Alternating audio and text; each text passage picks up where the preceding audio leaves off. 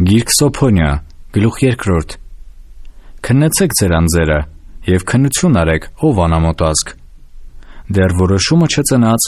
օրը մղեղի պես է անցնում։ Դեռ Տիրոջ բորբոքած բարկությունը ձեզ վրա չկաց,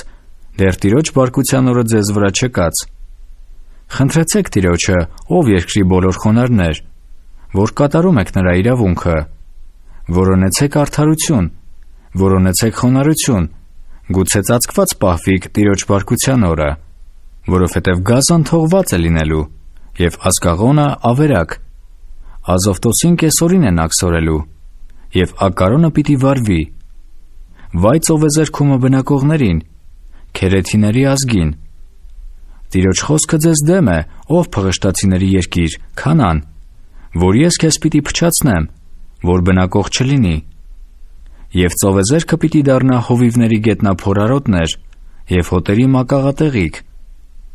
Եվ ծովեզերքը Հուդայի տան մնացորդինը պիտի լինի, և նրանք պիտի արածեցնեն նրանց վրա։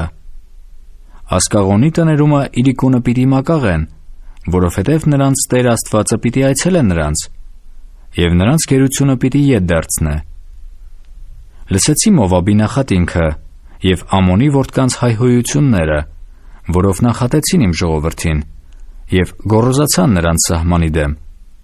Դրա համար կենդանի եմ ես, ասում է Զորաց Տերը, Իսրայելի Աստվածը, որ Մովաբը Սոդոմի պես պիտի դառնա,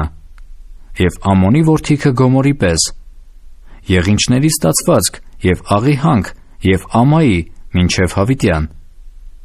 Իմ ժողովրդի մնացորդը պիտի հափշտակե նրանց, և ազգիս մնացորդը պիտի ժառանգե նրանց։ Սա պիտի լինի նրանց համար իրանց ամբարտավանության տեղ, որովհետև նրանք նախատեցին և ամբարտավանացան Զորաց Տիրոջ ժողովրդի դեմ։ Ահարկու է Տերը նրանց դեմ, որովհետև նա ոչնչացնելու է երկրի բոլոր աստվածները, և նրան երկրպագություն պիտի անեն յուրաքանչյուրն իր տեղից, ազգերի բոլոր կղզիները։ Դուք էլ, ով եթովպացիք, իմ սրովը պիտի սպանվիք։ Եվ նա մեկնելու է իր ձեռքը հյուսիսի վրա, և կորցնելու է Ասորեստանցիին, և Նինվեն Ամայի անելու, չոր երկիր, ինչպես անապատը։ Եվ նրա մեջ պիտի հոտերով մակաղեն ազգերի բոլոր գազանները, հավալուսն էլ, ոզնին էլ պիտի օթևանեն նրա խոյակներումը։ Նրանց ձայնը պիտի հնչե պատուհաններումը, ավերմունքը շեմքումը պիտի լինի, որովհետև նրա եղևնազարդը նա մերկացրեց։ Սա է ցնծացող քաղաքը,